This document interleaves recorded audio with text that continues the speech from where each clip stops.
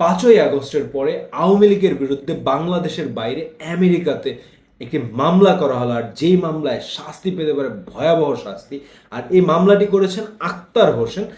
তিনি এয়ারপোর্টে তাকে ডিম নিক্ষেপ করে হেনস্থা করা হয়। এটা বাদ দিয়ে তিনি যখন হোটেলে যান তখন সেখানেও তাকে হেনস্থা করার জন্য উৎসুক আওয়ামী লীগ আরো জড়ো হন, এবং তখন পুলিশ এসে তাদেরকে সেখান থেকে সরিয়ে দেয় এবং আক্তার হোসেনকে একটি মামলা করার পরামর্শ দেয়। সেই পরামর্শ নিয়ে আক্তার হোসেন মামলা করেন, তাকে হত্যা চেষ্টা করা হয়, অভিযোগ তুলেন মামলায়, তাকে হত্যা চেষ্টা করা হয় এবং তাকে হেনস্থা করা হয়। আর এই দুইটা অভিযোগ আমেরিকায় খুবই গুরুতরভাবে দেখা হয় যদি তিনি কূটনৈতিক বা কোনো রাজনৈতিক সফরে গিয়ে থাকেন। আর এরা কিন্তু অফিসিয়াল রাজনৈতিক সফরে গিয়েছেন, কোনো ব্যক্তিগত সফরে যাননি। তো সেক্ষেত্রে এই মামলাটি সরাসরি বিচার হবে আমেরিকার ফেডারেল কোর্টে। আর ফেডারেল কোর্টে যদি এই কূটনৈতিকদের বা এই রাজনীতিবিদদের উপরে হামলার বিচার হয়, সেক্ষেত্রে কি ধরনের শাস্তি পেতে পারে?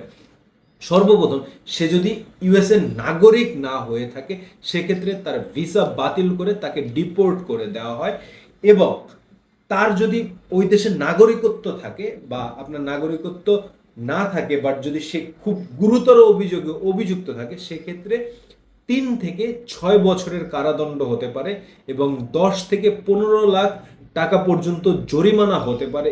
ইভেন তিনি যদি অস্ত্র বা কোনো ধরনের শারীরিক ক্ষতির সম্মুখীন হন যিনি মামলা করেছেন, এরকম যদি জিনিসটা আরো গুরুতর হয়, সেক্ষেত্রে যাবজ্জীবন পর্যন্ত শাস্তি পেতে পারেন।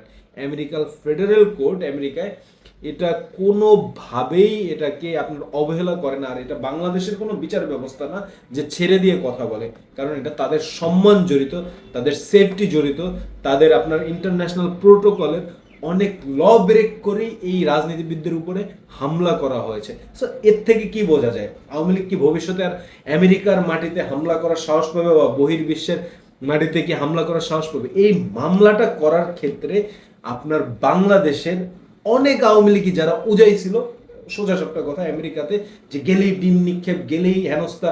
একটা কালকে তো দেখলাম শেখ হাসিনা নিজে ফোন করে ওরে বাহবা দিতেছে, আবার ওই শালায় হলে গিয়ে আপনার বাহবা নিয়ে, জি আপা থ্যাংক ইউ থ্যাংক ইউ, ঠিক আছে, কত কি আপনার কত বাহবা পায়া নিজের অ্যাচিভমেন্ট মনে করছে। এখন ওর অ্যাচিভমেন্ট একবারে ভইরা দিবে। 2 জনের উপরে আপনার একবার সরাসরি নাম উল্লেখ করে এবং 15 জনের অজ্ঞাত আসামি হিসাবে মামলাটা করা হয়। তো এই তদন্তে যদি পিছন থেকে, অনেকেই বলে যে আওয়ামী লীগের সরাসরি বড় বড় নেতাদের ইন্ধন ছিল এবং জয়ের ইন্ধন ছিল, যদি তারও যদি ইন্ধন পাওয়া যায়, সে এখন তো বর্তমানে ইউএস এর নাগরিক, সেক্ষেত্রে তার 3 থেকে 6 বছরের সাজা হতে পারে বা তার একটা হিউজ বড় একটা অ্যামাউন্টের জরিমানা হতে পারে।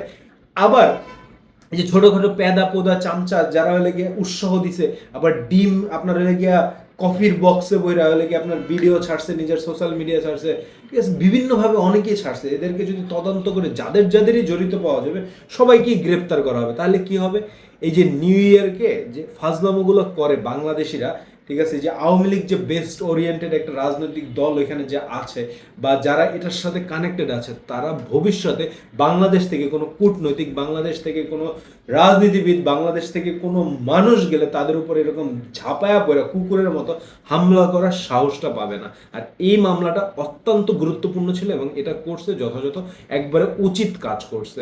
যাই হোক, ভিডিওটা ভালো লাগলে লাইক শেয়ার সাবস্ক্রাইব করেন। পরবর্তী আপডেটের জন্য আমাদের চ্যানেলের পাশে থাকেন। আল্লাহ হাফেজ, আসসালামু আলাইকুম।